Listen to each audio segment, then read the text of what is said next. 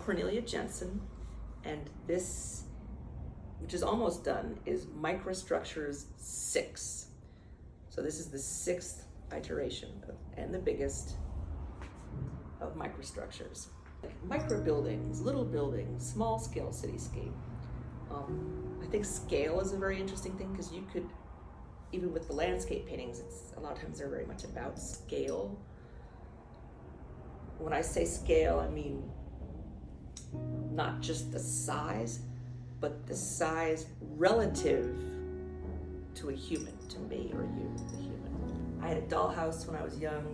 I would go out in the woods and I'd take acorn caps and be like, these are my dishes, and I'd imagine everything in miniature. You know, I imagined myself living in these miniature places. The beanbag chair, I remember when I was a kid, everyone had beanbag chairs. All the folds in the beanbag chair, I'd imagine like being roads going up a mountain and little house. You know, so to me, it's just, I don't even, like, I imagine myself living in all these buildings and walking on all these little, you know, promenades. And that's why I added greenery in certain spots. To me, that's sort of the big hint that's outdoor space, designed outdoor space. You've all probably read Horton Hears a Who when you're young. Think about that. There's a whole planet on a dust ball stuck on a dandelion flower. And Horton, the elephant with the big ears, he hears a little sound because he's got big ears, and no one believes him, you know, but there's a whole world there. The scale of, you know, what is it like to live on the dust ball? And you just think if we could be on a dust ball here, you know, not to get all stonery about it, but, you know, that's kind of what I think about. It's funny because to me, it's all just so obvious. Like, it, you know, my whole life, I've been a recycler. And when I was a little kid, I remember we had the old lead toothpaste tubes. They weren't plastic yet. And the first one I used up, I must have been 4 or 5 years old. And I was like, well, what am I supposed to do with this? And they're like, throw it away. I'm like, throw it away, but then what? But styrofoam, as a plastic, also to me always had a lot of beauty to it, even though seeing all the styrofoam, it's kind of like a visceral effect, like all this heinous material that's noxious, off gases, you know, is from fossil fuels, doesn't decompose. I know all the pieces pretty well, like, and there's categories of types of pieces that in my mind I use for different types of uses. Even the ones that aren't as attractive, I can use for structural things.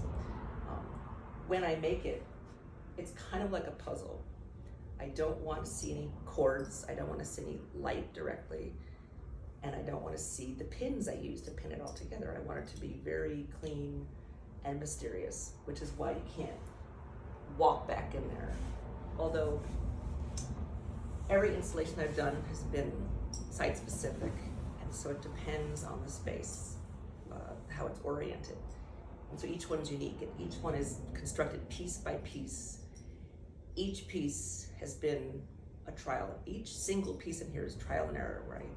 I go through multiple pieces to see what fits best in that spot, turn it around to different sides, and then finally, and then sometimes go back and change it again, and then eventually decide, okay, this area is ready, wherever I can reach to be pinned together, and then kind of radiate out from there. I would love to live here, but some people think it's kind of creepy. I think it's utopian. Some people think it's dystopian. You know, you can go either way with those things in any story, in any situation.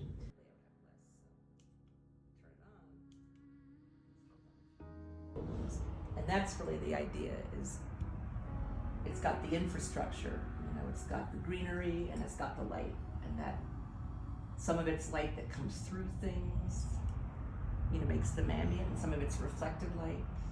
So it's a combination of reflected light and light coming through the material itself.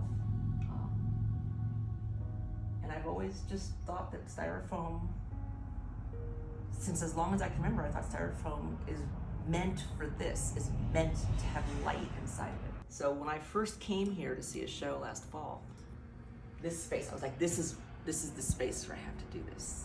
It's about recycling. It's about the possibility of modular architecture, which I've always been fascinated with. And I think it's a good thing because it can reduce waste and reduce costs for people for building. And you know, obviously this, and now I happen to be a realtor, which is kind of funny because I'd always I worked on doll houses when I was a kid. Then I work on houses as a grown-up. I'm a contractor and I do everything. And now I sell houses too. So this is just the other side of all that. This is the fantasy side. I think people can't help but look at it and think about the plastic and the waste and the environment, you know. So I'm creating an environment, but it's also about our environment and about our natural environment and what comes from it and what's bad for it and what do we do about it.